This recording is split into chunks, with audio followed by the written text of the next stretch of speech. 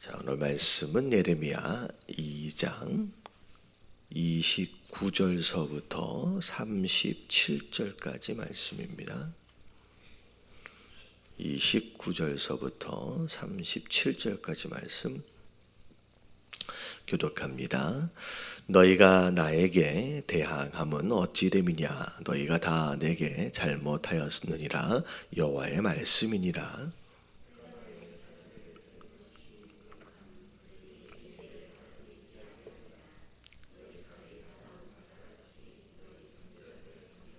너희 이 세대여 여호와의 말을 들어보라. 내가 이스라엘에게 광야가 되었었느냐? 캄캄한 땅이 되었었느냐? 무슨 이유로 내 백성이 말하기를 우리는 노였으니 다시 죽게로 가지 아니하겠다 하느냐?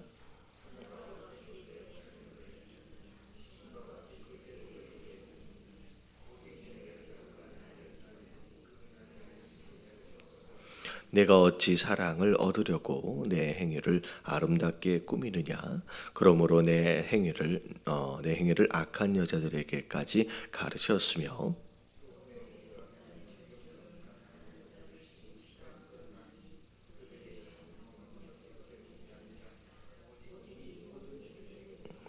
그러나 너는 말하기를 나는 무죄하니 그의 진노가 참으로 내게서 떠났다 하거니와 보라 내 말이 나는 죄를 범하지 아니하였다 하였으므로 내가 너를 심판하리라.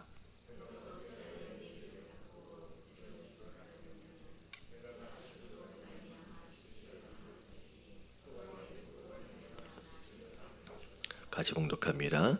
내가 두 손으로 내 머리를 싸고 거기서도 나가리니 이는 내가 의지할 것을 나 여호와가 버렸으므로 내가 그들로 말미암아 형통하지 못할 것임이니라. 아멘.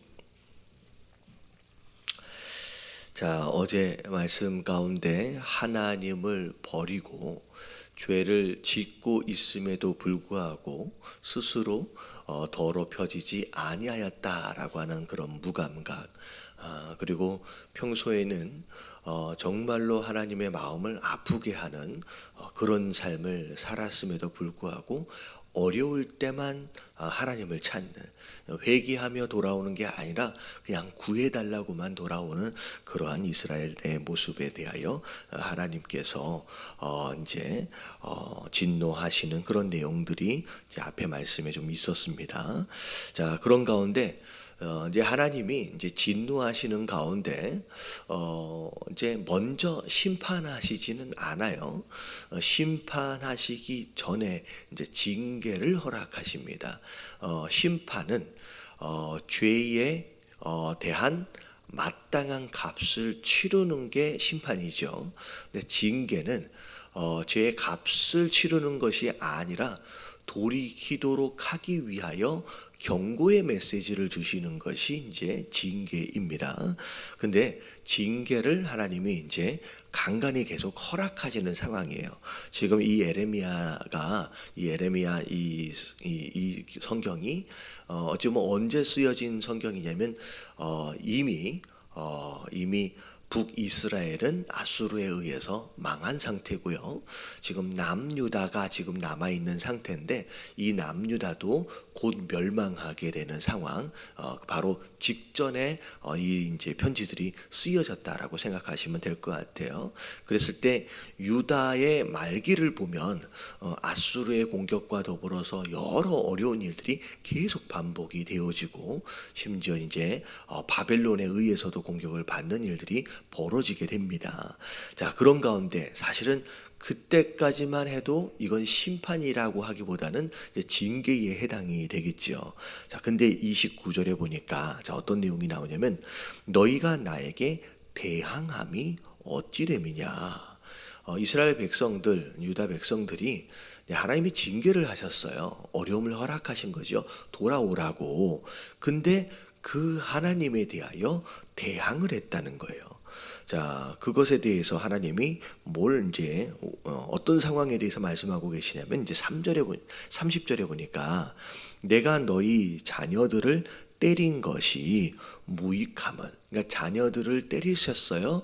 이거는 징계이며 돌이킬 수 있도록의 기회를 주신 것인데 그게 아무런 의미가 없어졌다는 거예요. 왜냐하면 그들이 징계를 받아들이지 아니하였다. 그러니까 매를 들으셨는데 그 매를 받아들이면 그게 유익해져요. 근데 그걸 받아들이지 않으면 아무 소용이 없는 거죠. 종종 이제 하나님께서 우리 삶 가운데 이런 매를 드실 때가 있어요. 이게 아주 잘못했을 때도 드시기도 하지만 종종 어떻게 볼 때는 이제 달리는 말에 채찍질을 하는 것처럼 좀 고쳐졌으면 하는 어떤 그런 부분들이 있을 때 종종 우리 삶 가운데 깨닫도록을 위해서 육체적인 어려움들을 허락하실 때가 있습니다. 그런데 중요한 건 뭐냐면 그런 상황이 이제 닥쳐왔을 때 다른 사람이 그것을 징계의 하나다라고 얘기해주면 내가 굉장히 마음이 불편해지죠.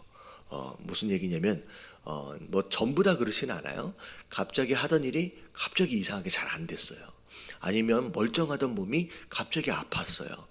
물론 이제 그게 다 징계이며 심판이라고 할 수는 없지만 종종 징계나 심판의 일환으로 허락하실 때가 있습니다. 근데 그럴 때 누군가가 제3자가 와서 이건 당신이 잘못하니까 심판하는 거예요. 징계하는 거예요. 라고 얘기하면 기분이 좋아요, 안 좋아요?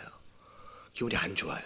마치 욥의 세 친구들처럼 욥은 자기는 다 잘하고 있다고 생각을 하는데 왜 이런 일이 일어날까? 욥의 세 친구가 뭐라 그래요? 너는 분명히 잘못한 게 있다는 거예요. 죄를 지은 게 있으니까 너 회개해야 된다는 거예요. 이렇게 되면 굉장히 어렵죠, 마음이. 근데 이런 일들이 닥쳐왔을 때 스스로 겸비하여 기도하는 가운데 내가 이걸 돌이키라고 하나님이 메시지를 주시는구나 라고 스스로 깨달아서 고치면 이건 나한테 굉장히 유익이 되는 거예요. 무슨 얘기인지 아시겠죠? 그러니까 이건 남이 얘기해주면 이건 굉장히 힘들어요. 근데 내가 기도하는 가운데 왜 이런 상황을 허락하셨을까? 멀쩡하다가 왜 내가 이런 일이 있을까? 하나님이 나를 이런 부분을 다듬으시려고 허락하시는 거구나, 고난을 허락하시는구나 라고 스스로 깨달으면 여러분 이 징계가 어찌 보면 작은 것이라고 할지라도 굉장히 내게 유익이 되어집니다. 근데 이걸 받아들이지 않고 어떤 자들은 하나님을 향하여 대항하는 사람이 있어요. 어떻게 대항하느냐? 왜 나한테 이러십니까? 라고 오히려 징계로 인하여서 뭘 끊어버려요? 교회를 끊어요. 그럼 나 하나님은 교회 안 나와요. 그러니까 이런 부분의 상황들이 그럼 교회 안에 굉장히 많습니다.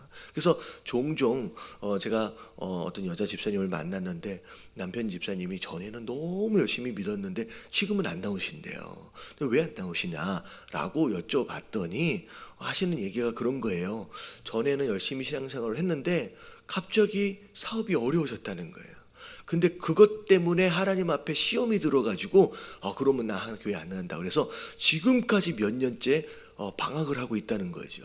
그러니까 어떻게 보면 그런 상황을 어찌 보면 하나님의 그 상황 가운데서 왜 그런 상황을 허락하셨는지, 나를 연단하기 위해서 허락하셨는지, 아니면 어찌 보면 나를 하여금 돌이키도록을 위해서 허락하셨는지에 대한 메시지를 분별하여 듣고 이것을 수용할 수 있으면 유익이 될 텐데 오히려 거꾸로 하나님 앞에 시험이 들었느니 하면서 대항하는 일들이 벌어지는, 그러면 아무런 유익이 없는 거예요.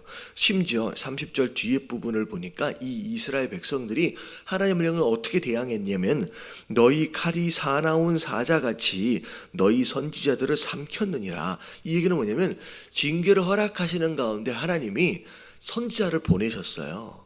돌이키라고, 이 부분을 잘못해서 우상 숭배를 해서 지금 하나님이 매를 드신 것이다 라고 했더니 듣는 그들 입장에선 기분이 나쁘다는 거예요. 그래서 어떻게 해버렸어요?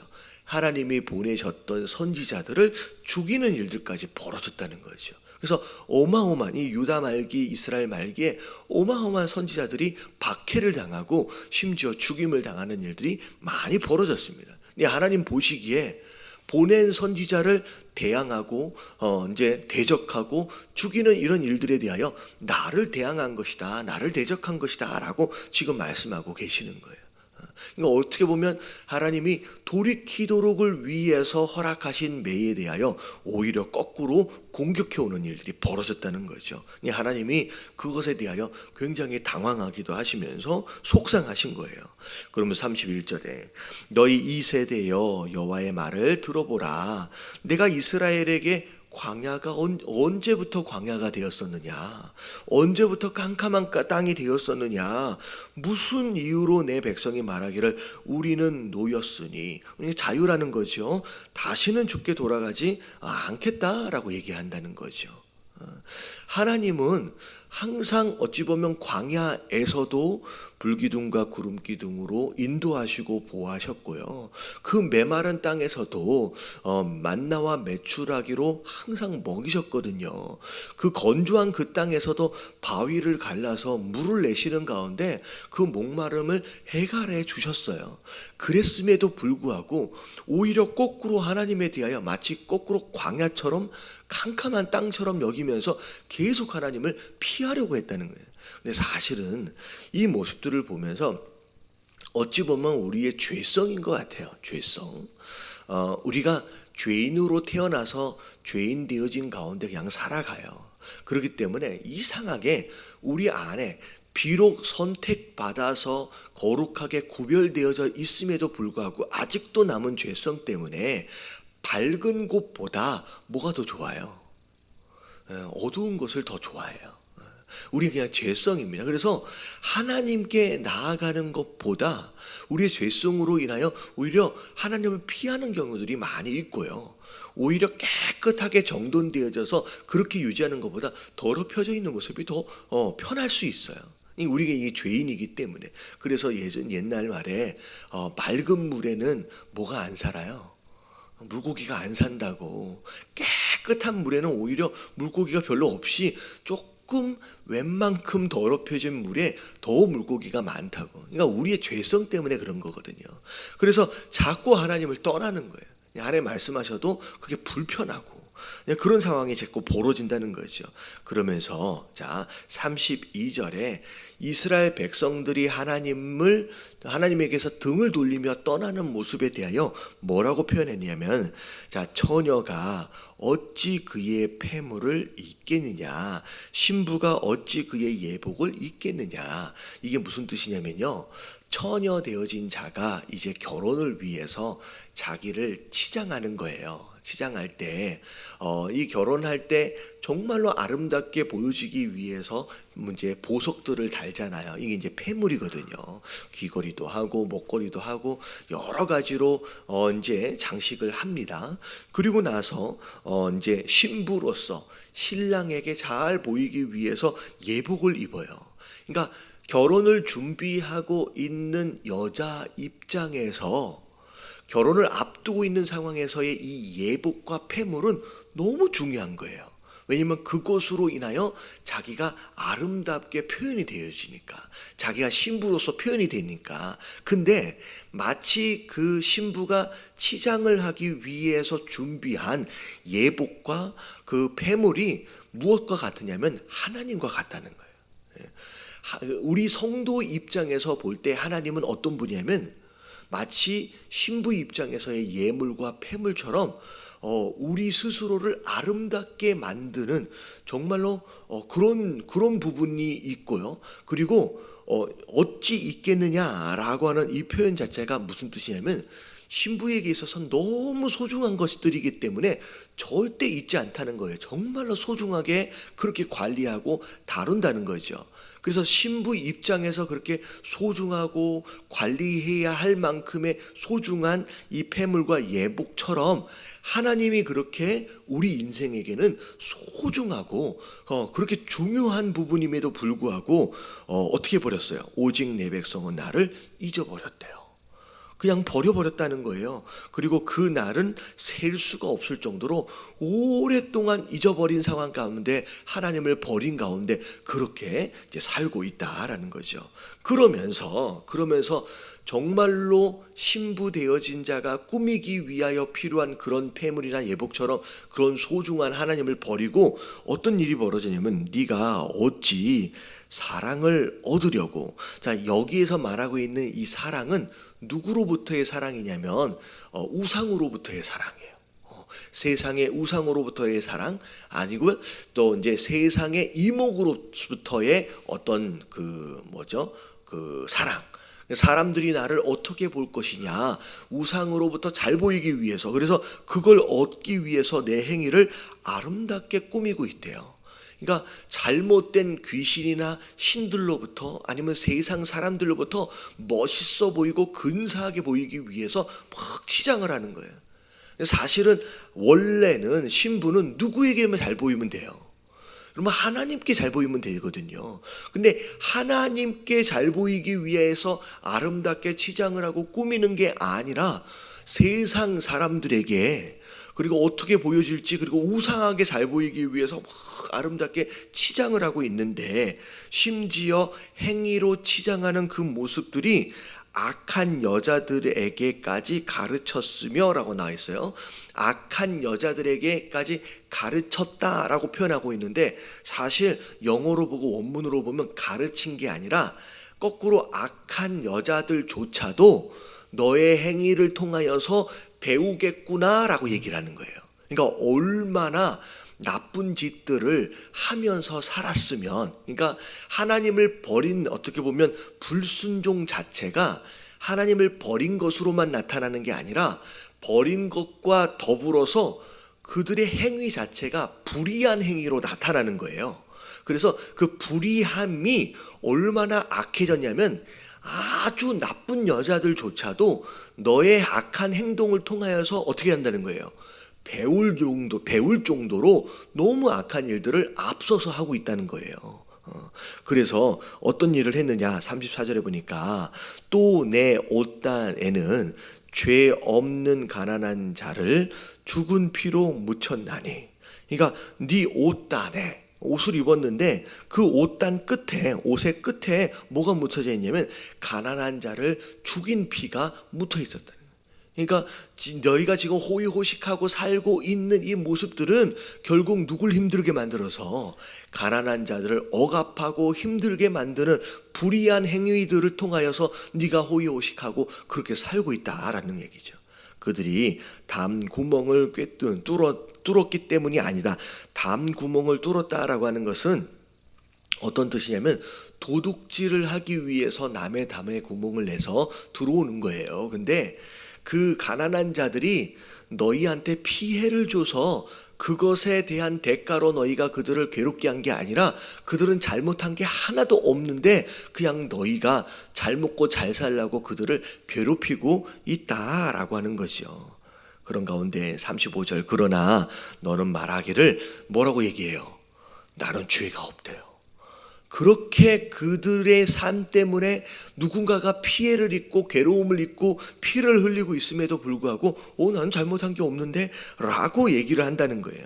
그의 진노가 참으로 내게서 떠났다 하거니와 보라 내 말이 나는 죄를 범하지 아니하였다 하였으므로, 자 뭐라고 얘기해요? 이젠 내가 너를 심판할 것이다. 자, 하나님이 아무리 경고해도 듣지를 않아요. 듣지를 않는 가운데 오히려 하나님의 징계에 대하여 대항해요. 하나님 왜 이러십니까? 라고 하나님께서 보내신 선지자들을 향하여 죽이고 핍박하고 대항합니다. 그런 가운데 그들의 삶을 통하여 허다한 많은 가난한 자들이 피해를 입고 피를 흘려요. 그럼에도 불구하고 뻔뻔하게 뭐라고 얘기해요? 나는 죄가 없대요. 나는 잘못한 게 없대요. 결국은 하나님이 뭐 하시기로 작정하는 거예요? 안 되겠다. 내가 이제는 너를 심판해야 되겠구나 라고 하나님이 이제 작정을 하시는 거예요. 여러분, 하나님은요 오래 참으시는 분이에요. 오래 참으시는 이유는 어떻게 해서든 한 명이라도 돌아오기를 기대하신다는 거예요. 하지만 이 오래 참는다라고 하는 것은 어느 때가 되어지면 뭐가 있다? 심판이 있다라는 거죠. 결국 이런 일이 벌어지는 거예요. 그러면서 36절에 심판하겠다라고 또 경고를 하시니까 내가 어찌하여 내 길을 바꾸어 부지런히 돌아다니냐. 내가 어디로 가요? 아수르에 가서 도움을 청해요. 이 마지막 유다 말기를 보면 정말로 어이없는 일들이 벌어지는데, 이 아수르의 도움을 청하기 위해서 왕이 직접 갔다가 이 아수르에서 섬기는 신전들을 보면서 와 너무 멋있네 하면서 돌아와 가지고 성전 안에다가 아수르가 섬기는 그 신의 신상을 그대로 본따 가지고 막 만들어요. 근데 아수르가 도와주지 않거든요. 돈만 뺏어 먹고 공격해 와요. 그랬을 때 이 유다가 어디로 또 도망가서 어디에게 또 구원 요청을 하냐면 애굽에 가가지고 구원 요청을 해요. 그러니까 이쪽을 돌아다니고 저쪽을 돌아다니고 사방 도움을 요청했지만 결국 돕는 자들은 없었어요. 돕는 자들이 없었어요. 자, 그러면서 37절에 내가 두 손으로 머리를 싸매고, 그러니까 수치를 당하는 가운데 그렇게 된다는 거죠. 거기서도 나아가리니 자 이는 내가 의지하는 자들을 나 여호와가 버렸다. 어떻게 보면 아수르도 버렸지요. 하나님이 애굽도 버렸어요. 그런 가운데 네가 그들로 말미암아 뭐하지 못할 것이다. 절대 형통함을 얻지 못할 것이다 라고 하나님 말씀하시는 거예요. 그래서 자 오늘 이 말씀을 통하여서 여러분 우리가 죄를 지었을 때, 우리가 엇나갔을 때 우리를 사랑하시기 때문에 하나님께서 허락하시는 그 모습들이 있어요. 처음에는 경고하세요. 경고하세요. 그런 가운데 이 메시지를 안 들으면 이제 우리 삶 가운데 어려움들이 잔잔하게 찾아옵니다. 이게 이제 막대기를 허락하시는 거예요. 막대기를. 그래서 이런저런 상황들을 통하여 어떻게 보면 육체적으로 어려워지기도 하고 상황적으로 어려워지기도 하는 것으로 말미암아 메시지를 들을 수 있도록의 기회를 허락하십니다. 근데 그것을 말을 안 듣고 하나님께 대항하게 되면 어떤 일이 벌어져요? 하나님이 이제 심판을 작정하세요. 근데 그 심판도 마지막으로 경고하시는데 그것도 말을 안 들으면 결국은 유다처럼 이제 북이스라엘처럼 이렇게 멸망을 당하는 일들까지 벌어진다라는 거죠. 그래서 자 오늘 말씀을 통하여서 우리가 함께 기도해야 할 내용은 뭐냐면, 여러분들 이런 일들이 육체적인 고난이라든지 어려운 일들이 찾아오기 전에 그럼 분명히 하나님은 말씀을 통하여 또 주의 종을 통하여 선포되어지는 설교를 통하여서든 이런 메시지가 전달되어질 때 여러분 그때 들을 수 있는 저와 여러분들 되시길 주님의 이름으로 축원합니다. 맞기 전에 듣는 것이 지혜로운 거예요. 맞고 나서 어려워진 다음에 그때 돌이킬 수만 있으면 그것도 다행이지만 그렇게 되어지기 전에 하나님이 나에게 주시는 말씀이구나. 지난주에 그 부모님에 대한 설교를 했잖아요. 이제 제가 이제 어제 여성 이제 목장 모임에 참여해서 얘기를 들었는데 그런 얘기를 누군가 했대요. 부모님에게 공경하라. 공경하지 않으면 부모에게 잘못 말하면 뭐랬죠? 비방하면 어떻게 한다 그랬어요? 죽여야 된다고. 그랬더니 어떤 여자 성도님이 그런 얘기를 했대요. 이건 내 아들이 들어야 되는데 성경에 부모로 비방하면 사형에 처한다는 얘기가 있는데 이건 내 아들이 들어야 되는데 꼭 말씀을 들으면 그렇게 생각하는, 이건 내 남편이 들어야 되는데, 이건 내 아내가 들어야 되는데, 내 아이들이 들어야 돼. 이게 아니에요. 여러분 이건 누구에게 주시는 말씀이에요? 이건 나에게 주시는 말씀이에요. 경고하고 징계하고 심판한다라고 함에도 불구하고 끝까지 돌이키지 않는 이 사람이 사실은 유다만의 모습은 아니에요. 북이스라엘만의 모습은 아니에요. 어찌 보면 종종 우리 안에도 말씀하고 계시는데도 불구하고 듣지 않는 경우들이 많습니다. 심지어 경고하심에도 불구하고 그것에 대해 오히려 하나님 앞에 서운해하는 사람이 있어요. 하나님 왜 이러십니까? 나는 다 잘하는 것처럼. 그러면서 오히려 거꾸로 하나님 그러시면 저 예배 안 나와요? 저 봉사 안 할 거예요. 그래서 어려운 일이 딱 닥쳐오게 되면 가장 먼저 끊어버리는 게 뭐냐면 봉사하고 있는 일을 끊기 시작해요. 그러니까 그게 무슨 표현이냐면 하나님 앞에 내가 뭐 했다는 거예요. 삐졌다는 얘기예요.